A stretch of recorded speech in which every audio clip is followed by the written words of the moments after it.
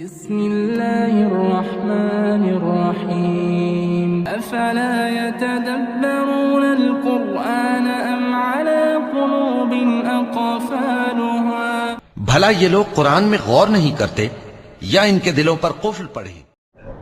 अस्सलामु अलैकुम वरहमतुल्लाहि वबरकातुहू।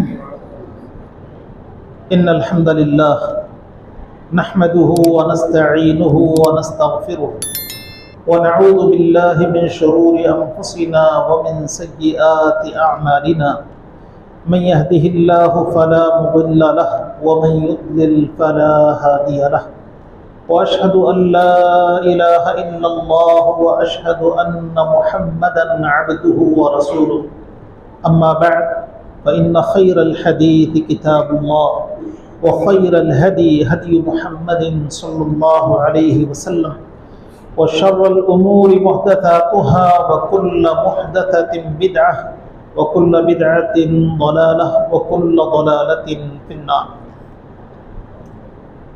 मोहतरम हज़रात, आज हमने नमाज तरावीह में अल्लाह की तौफीक से 16वें पारे की तिलावत को सुना है।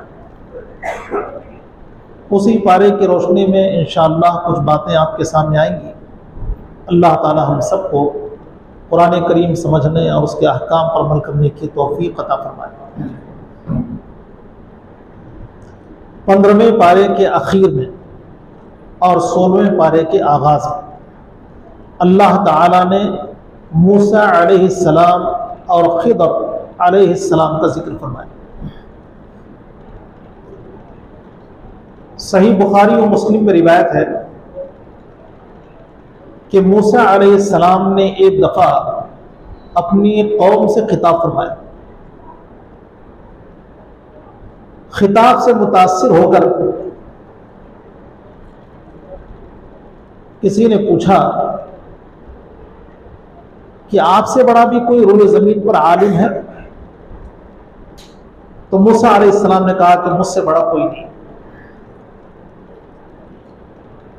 अल्लाह ताला को ये बात पसंद आई। अल्लाह ने मूसा अलैहिस्सलाम से कहा कि मजमउल बहरैन पर हमारे एक बंदे से आप मुलाकात कर लें। चुनांचे मूसा अलैहिस्सलाम ने यूशुअ बिन नून अलैहिस्सलाम को साथ लिया और रवाना हो गए। अलामत यह थी कि मछली जो उनके साथ है वो एक मकाम पर गायब हो जाएगी, चली जाएगी। तो समझ लेना कि यही वो मकाम है जहां खिदर अलैहिस्सलाम से मुलाकात होनी है। मूसा अलैहिस्सलाम यूशुअ बिन नून अलैहिस्सलाम को लेकर निकले। रास्ते में एक मकाम पर पड़ाव किए, अपने जिस्म को थोड़ा सा आराम पहुंचाया और खाने पीने से फारिग होकर आगे निकले। या आगे जाकर मूसा अलैहिस्सलाम ने कहा कि चलो खाने के लिए कुछ तैयारी कर लेते हैं। तो अलामत के तौर पर जो मछली लेके निकले थे वो मौजूद नहीं थी। तो गोया कि पहले जहां पर उन्होंने पड़ाव किया था उसी जगह वो निकल गई। फिर उसी मकाम पर वापस आए तो वहां अल्लाह के एक बंदे खिदर अलैहिस्सलाम से मुलाकात हुई। मूसा अलैहिस्सलाम ने कहा कि मैं आपके साथ कुछ दिन रहना चाहता हूं। तो खिदर ने कहा कि देखिए, मेरे साथ रहना आसान नहीं है, सब्र चाहिए और हिम्मत चाहिए। मूसा अलैहिस्सलाम ने कहा कि ठीक है, मैं आपके साथ सब्र के साथ रहूंगा। अब सफर का आगाज होता है। कश्ती में सवार होते हैं। एक परिंदा समंदर से अपने चोंच में पानी भर लेता है। तो खिदर ने मूसा अलैहिस्सलाम से कहा कि हमारा और आपका इल्म उतना ही है जितना समंदर से परिंदे ने अपना चोंच भरा है, बाकी समंदर ये अल्लाह का इल्म है। जिस मकाम पर पहुंचना था वहां पर पहुंचे तो खिदर ने कश्ती को ऐबदार बना दिया। मूसा अलैहिस्सलाम ने कहा कि आपने गरीब की कश्ती को ऐबदार बना दिया, इसमें तो उसका रोजगार लगा हुआ था। तो खिज़र ने फौरन कहा कि मैंने पहले ही कहा है कि मेरे साथ चलने के लिए सब्र चाहिए, आपके अंदर सब्र नहीं है। मूसा अलैहिस्सलाम ने कहा कि चलो ठीक है, माजरत कर लेते हैं, आइंदा शिकायत का मौका नहीं मिलेगा। बस्ती में उतरे, बस्ती वालों से कहा कि हम यहां पर ठहरना चाहते हैं, लिहाजा आप हमें इजाजत दो। तो उन्होंने कहा कि नहीं, आपको ठहरने की कोई इजाजत नहीं। चलते हुए खिज़र ने एक गिरती हुई दीवार को सही कर दिया।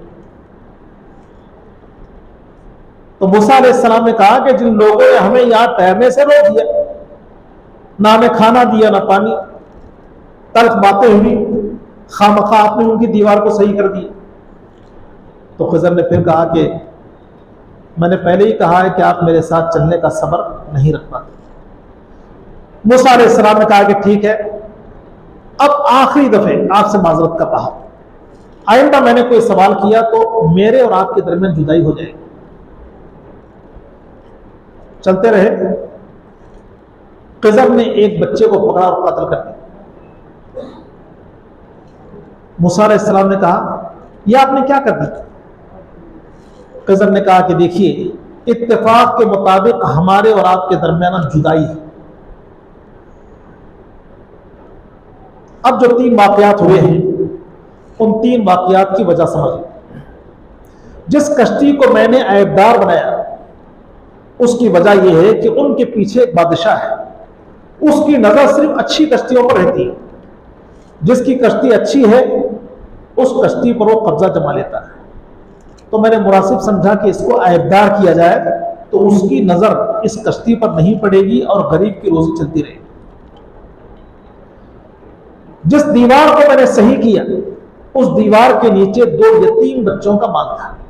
दीवार अगर गिर जाती तो यतीम बच्चों का माल दब जाता, दीवार के नीचे आ जाता।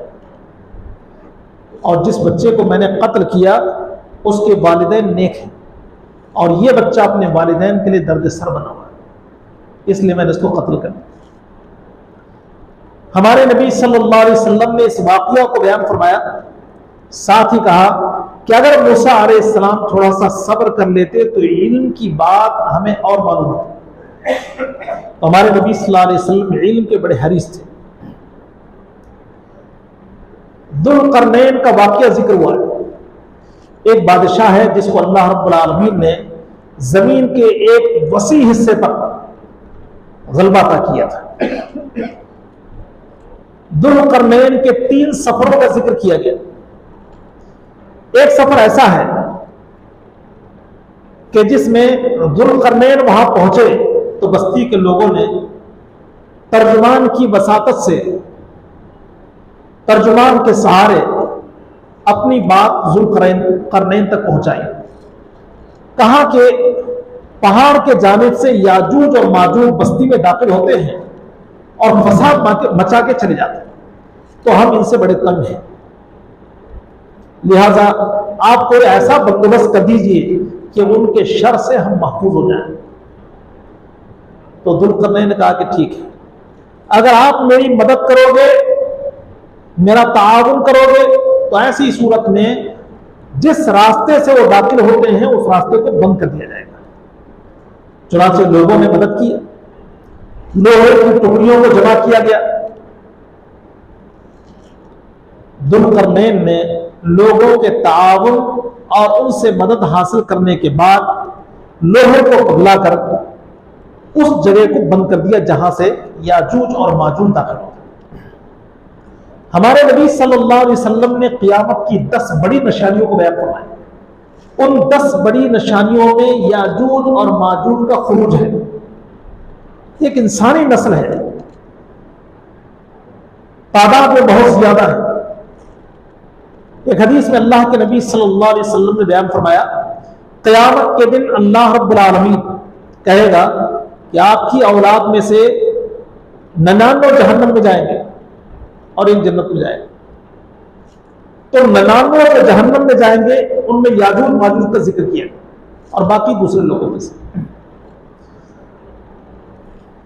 अल्लाह के नबी सल्लल्लाहु अलैहि वसल्लम ने बयान फरमाया कि क़यामत की बड़ी निशानियों में याजूज और माजूज का खुरूज है और ये जमीन में फसाद फैलाएंगे, इतना फसाद फैलाएंगे कि जमीन वालों को मार मार के थक जाएंगे। आखिर उनका शर यहां तक चलेगा कि आसमान की तरफ अपनी तीरों को चलाएंगे कि जमीन वालों को हमने मार दिया, अब आसमान वालों को मार देंगे। अब चूंकि उनका एक मक्र है, उनके मक्र के मुताबिक अल्लाह उनकी तीरों को थोड़ा सा फोन लगा के वापस कर दे तो खुश हो जाएंगे, हमने जमीन वालों को मार दिया और आसमान वालों को मार दिया। ईसा अलैहिस्सलाम की बद्दुआ से इनकी हलाकत होगी, उनकी गर्दनों में कीड़े पड़ जाएंगे और उसी से वो सारे के सारे मर जाएंगे। फिर अल्लाह रब्बुल आलमीन को ऐसा इंतजाम फरमाएगा कि बड़े बड़े परिंदे उनकी लाशों को उठा के ले जाएंगे। इस तरह जमीन याजूज माजूज से पाक हो जाएगी। जो तीरें और कमान उन्होंने इस्तेमाल किया, उन तीरों और कमानों को कई दिनों तक, कई माह और कई सालों तक जलाने में वो तीर और कमान काम आए। अल्लाह रब्बुल आलमीन ने ज़करिया अलैहिस्सलाम के वाक़े को बयान फरमाया। ज़करिया अलैहिस्सलाम, उनको औलाद नहीं थी, बुढ़ापे की उम्र को पहुंच चुके थे।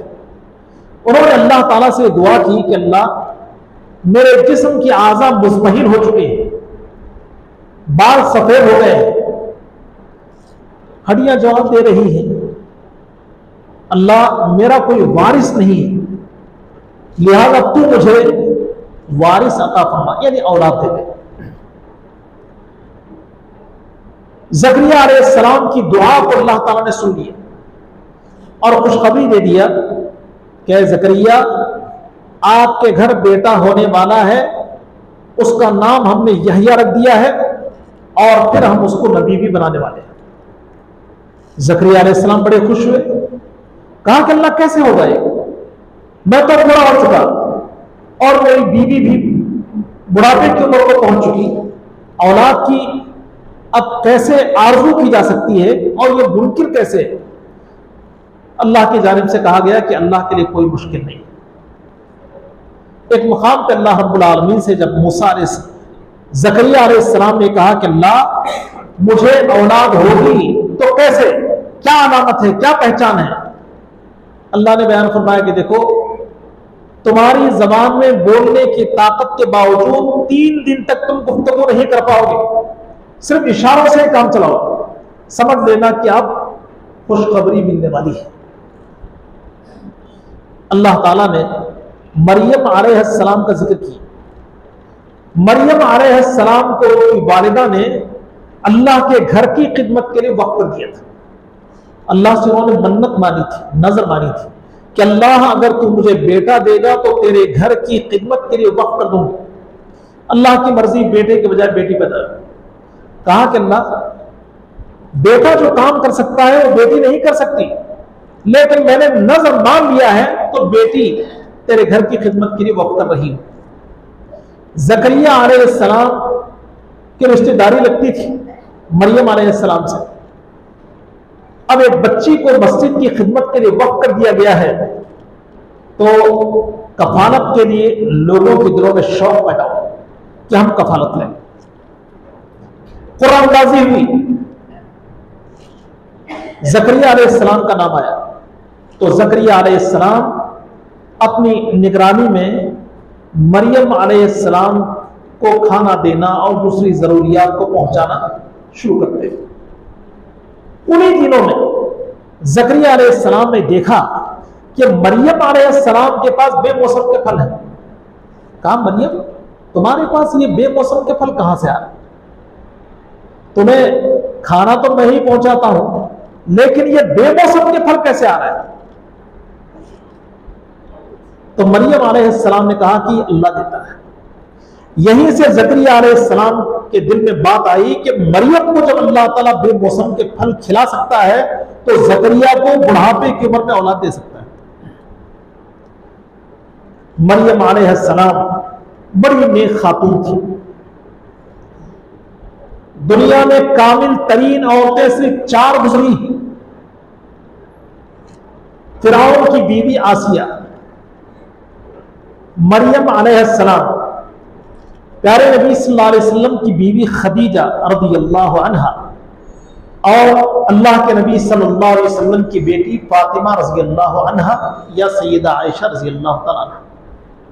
नबी ने बयान फरमाया कि ये 4 औरतें हैं जो कामिल तरीन हैं। तो अल्लाह रब्बुल आलमीन की इबादत और बंदगी में उनका वक्त गुजरता था। जिस इलाके में वो थी, मस्जिद अक्सा के, अचानक वहां इंसानी शक्ल सूरत में एक शख्स आ गया। किसी के आने की कोई तवक्को न थी। जब मरियम अलैहिस्सलाम की नजर पड़ी तो कहा, मैं अल्लाह की पनाह चाहता हूं, कहां से आ गया तू? इस इलाके में कैसे आ गया?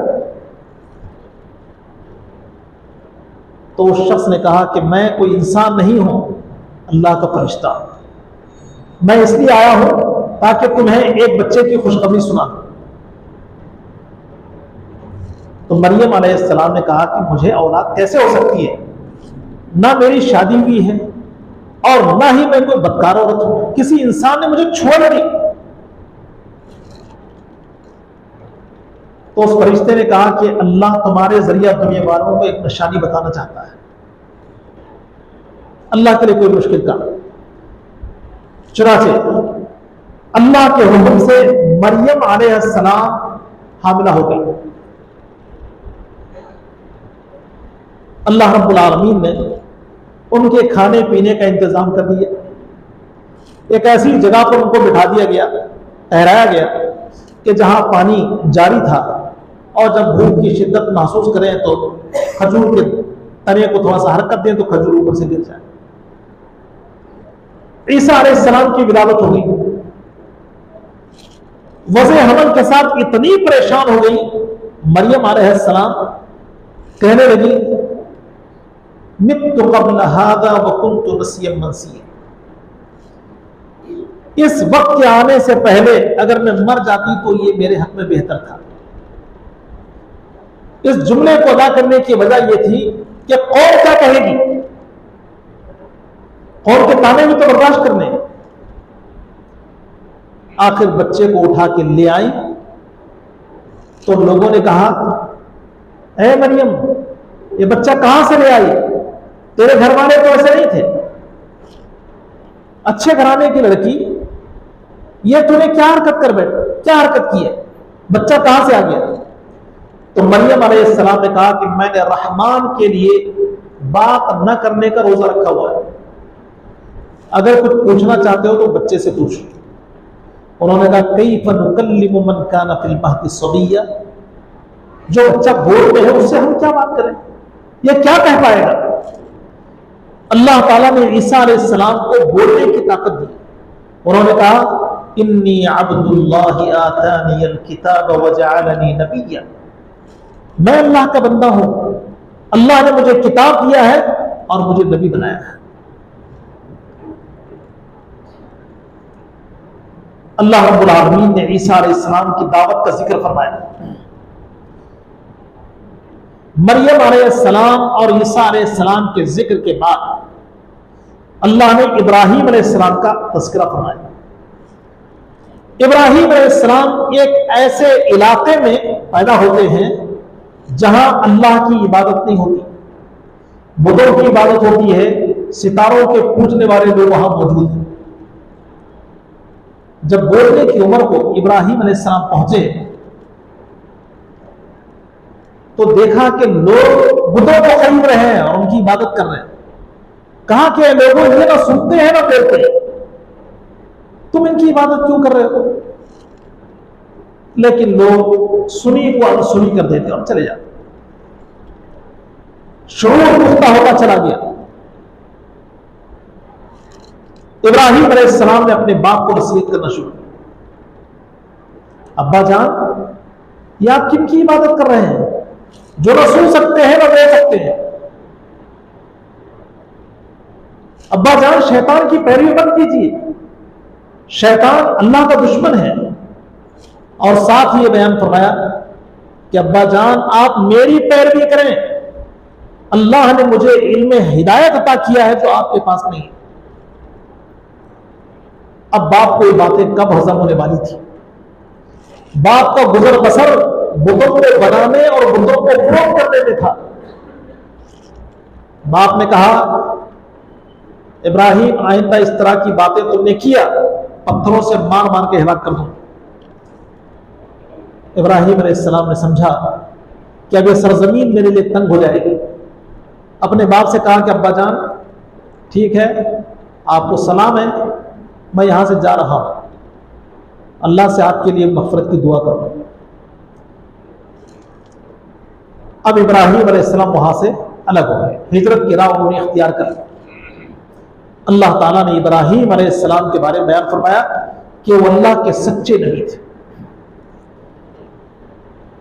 मूसा अलैहिस्सलाम का जिक्र किया गया। मूसा अलैहिस्सलाम अल्लाह के मुखलिस बंदे, और अल्लाह ताला ने उनसे गुफ्तगू फरमाया। यह खास फजीलत है जो अल्लाह ताला ने मूसा अलैहिस्सलाम को अता की। वकल्लमल्लाहु मूसा तकलीमा, अल्लाह ने तूर पहाड़ के पास मूसा अलैहिस्सलाम से बात की। इस्माईल अलैहिस्सलाम का जिक्र किया गया, कहा कि इन्नहु काना सादिक़ल वादी व काना रसूलन नबिय्या, वादे के बड़े सच्चे थे और अल्लाह के रसूल थे।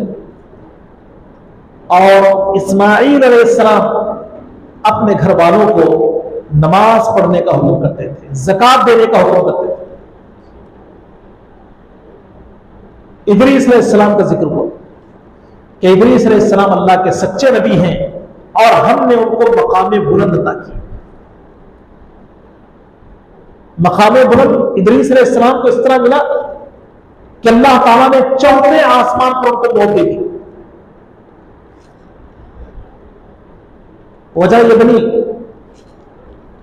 जैसे सीरत की किताबों में लिखा गया है, इदरीस अलैहिस्सलाम के पास एक फरिश्ता आया करता था, ताल्लुक हो गया।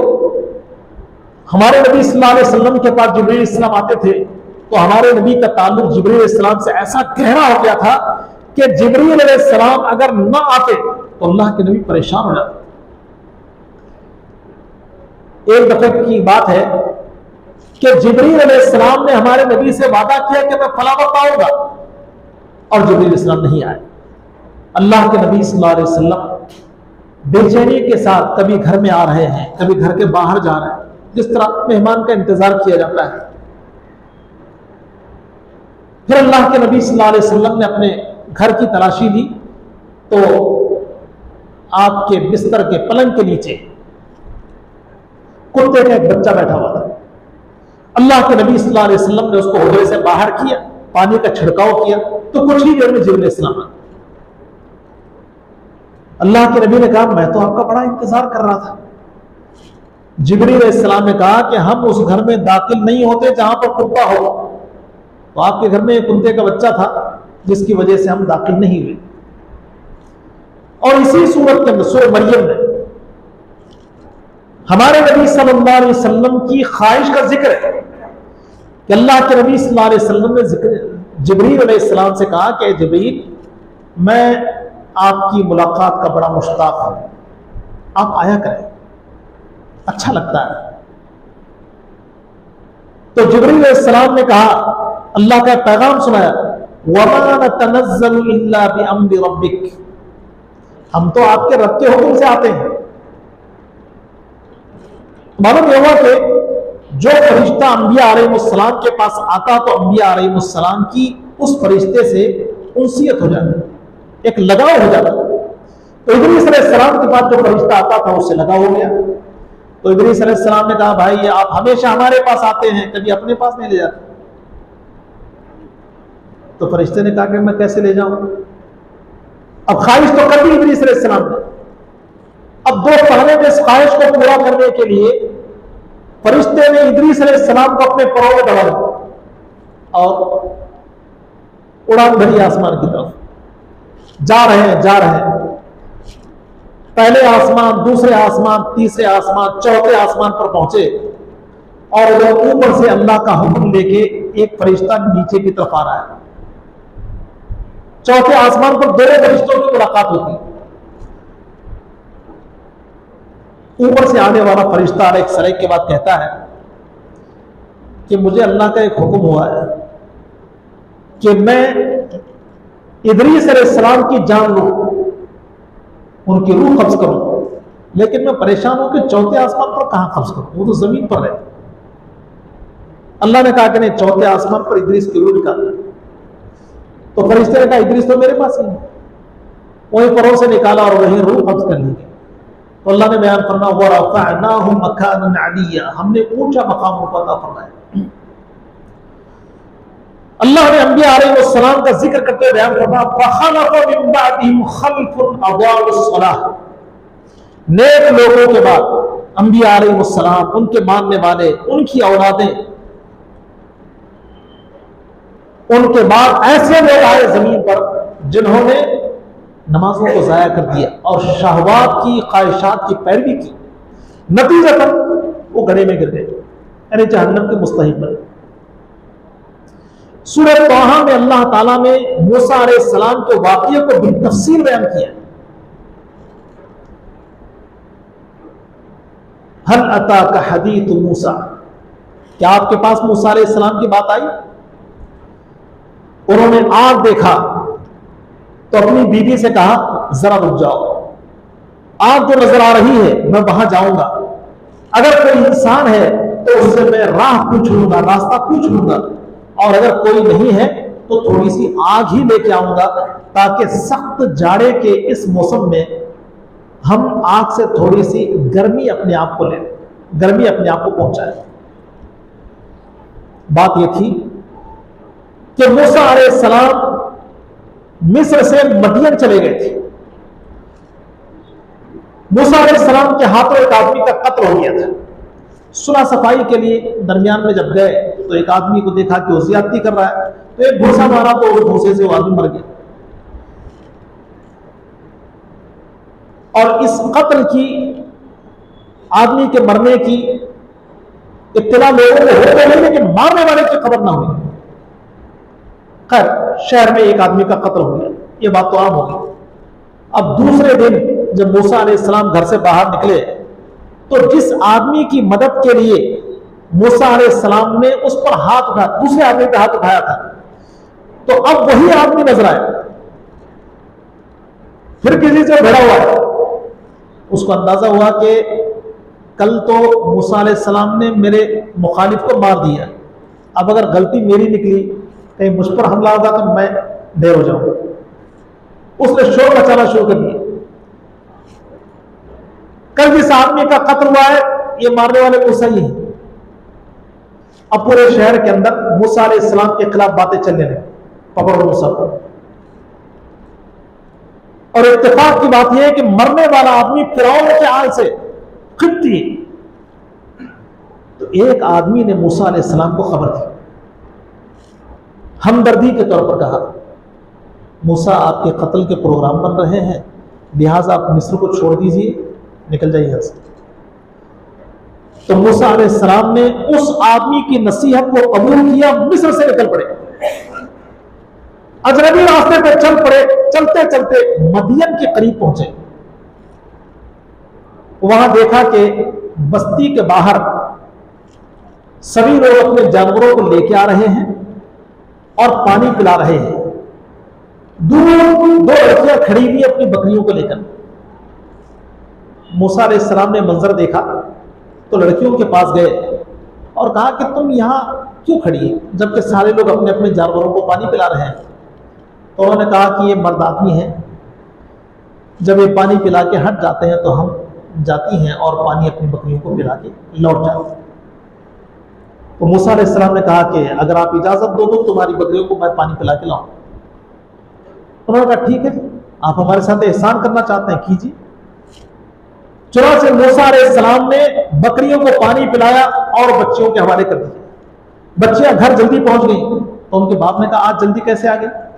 तो उन्होंने कहा कि आज एक ताकतवर और अमानतदार आदमी से मुलाकात हुई थी, उसने हम पर एहसान किया, हमारी बकरियों को उसने पानी पिलाया। फिर कहा कि अब्बा जान ऐसा लगता है कि वो आदमी मजबूर है, अजनबी आदमी है, लेकिन उसकी बातचीत, उसके तौर तरीके से ये मालूम हो रहा है कि वो अमानतदार आदमी, कोई खाइन नहीं है, गलत आदमी नहीं है। तो मूसा अलैहिस्सलाम ने कहा कि ठीक है, जाके बुला लिया। एक लड़की आई और कहा कि आप तो हमारे अब्बू बुला रहे हैं, जो एहसान आपने हमारे साथ किया है उसका बदला देना चाहते हैं। जब वहां पर पहुंचे तो शुएब अलैहिस्सलाम है। शुएब अलैहिस्सलाम ने सारी कहानी को सुना और कहा कि चलो जालिमों से नजात आपको मिल गई है, आप यहां आ गए हैं, आप यहां रहें, ये 2 बच्चियां मेरी हैं, इनमें से एक के साथ आपका निकाह करवा देता हूं, आप 8 साल या 10 साल मेरे पास रहें, घर दामाद बने। मूसा अलैहिस्सलाम ने कहा कि ठीक है। अल्लाह रब्बुल आलमीन ने इंतजाम फरमा दिया कि मूसा अलैहिस्सलाम को घर मिल गया और निकाह भी हो गया। अब मुद्दत पूरी होने के बाद मूसा अलैहिस्सलाम मिस्र की तरफ जा रहे हैं। एक तवील अरसे के बाद जब मिस्र की तरफ जा रहे हैं, मिस्र से जब आए थे तो गनीमत में आए थे, अब 10 साल के बाद जा रहे हैं, रास्ते की पहचान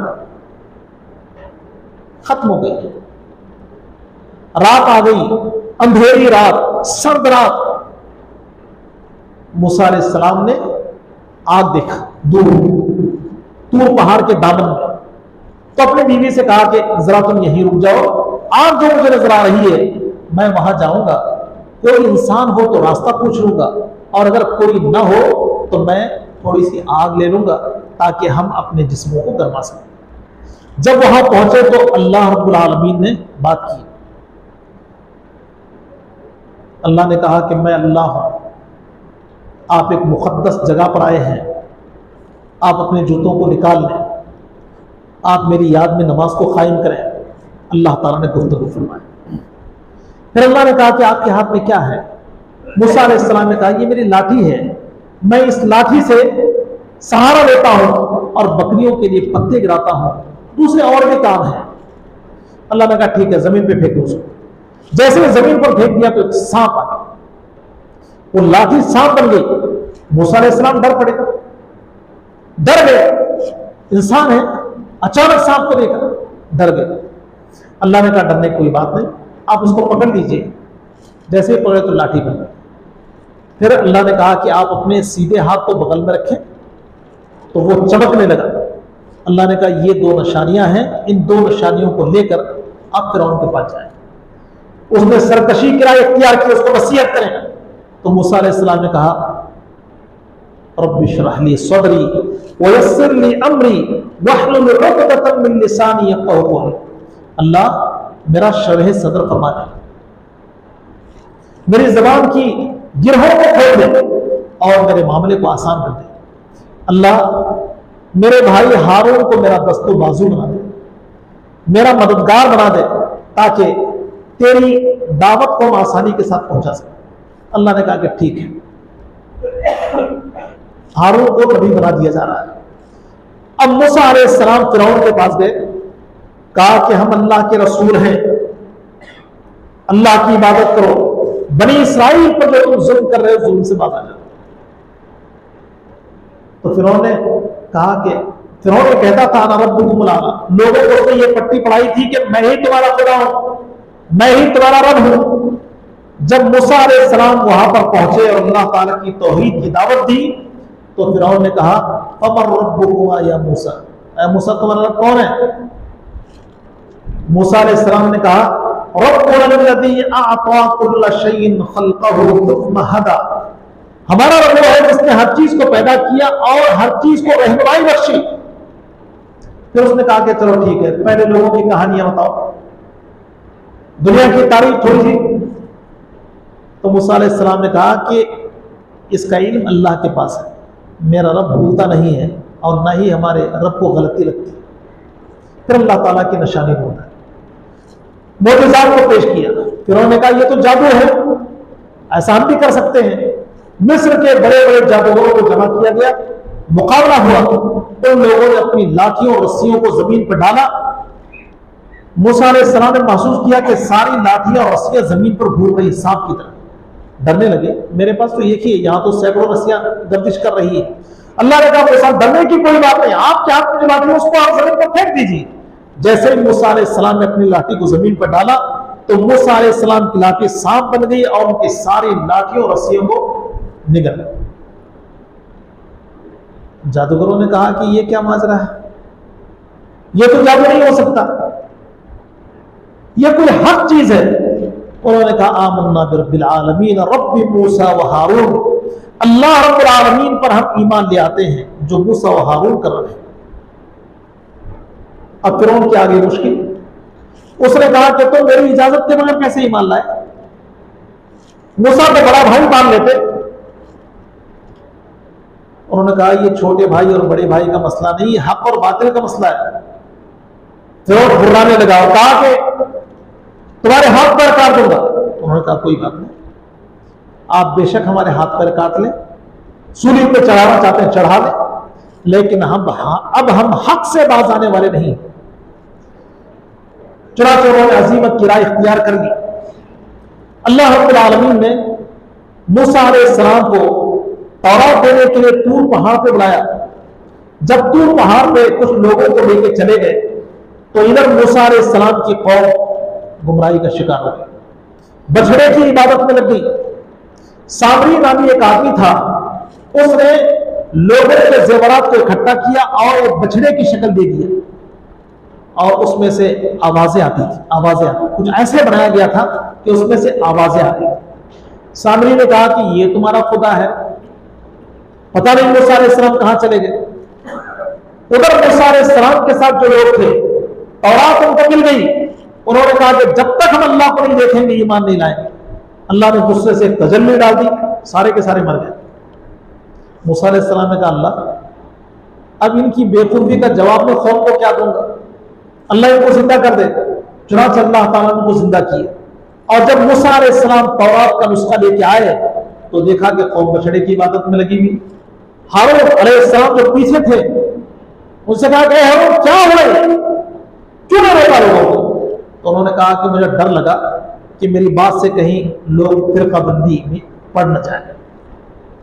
और गुस्से का हाल यह था कि मूसा अलैहिस्सलाम हारून अलैहिस्सलाम की दाढ़ी पकड़ के गुफ्तगू करने लगे। उन्होंने कहा कि आप मेरी दाढ़ी छोड़ दें। मैं हिकमत के पेश नजर खामोशी इख्तियार कर लिया कि कहीं फसाद न हो जाए, फितना न बरपा हो जाए। फिर मूसा अलैहिस्सलाम ने वो सामरी की खबर दी, कहा कि तूने क्या किया। तो उसने कहा कि नहीं, मेरे दिल में एक बात आई, मैंने लोगों के जेवरात को इकट्ठा किया, वो फरिश्ते ने जहां पैर रखा था वहां से मिट्टी मैंने उठाई और मैंने ये किया। तो मूसा अलैहिस्सलाम ने बद्दुआ दी। मूसा अलैहिस्सलाम ने कहा कि अल्लाह तुम्हें ऐसी बीमारी में मुब्तला करे कि तू लोगों को देखे तो ये कहे मेरे करीब मत आओ, इंसानी आबादी से वो बाहर निकले। और फिर जो उसने बछड़ा बना के रखा था, मूसा अलैहिस्सलाम ने कहा कि देख अब हम तेरे इस खुदा का क्या हाल करते हैं। चुनांचे मूसा अलैहिस्सलाम ने उसको जला के राख कर दिया और राख को समुद्र में डाल दिया। तो यहां मूसा अलैहिस्सलाम के वाक़ये को तफसील के साथ बयान किया गया। तो मेरे हाथ ये कुछ वाक़यात हैं जो 16वें पारे में बयान हुए। अल्लाह ताला से दुआ है कि अल्लाह हम सबको कुरान करीम समझने और उसके अहकाम पर अमल करने की तौफीक बख्शे। आमीन व आखिरु दअवाना अल्हम्दुलिल्लाहि रब्बिल आलमीन। अस्सलामु अलैकुम व रहमतुल्लाहि व बरकातुहू।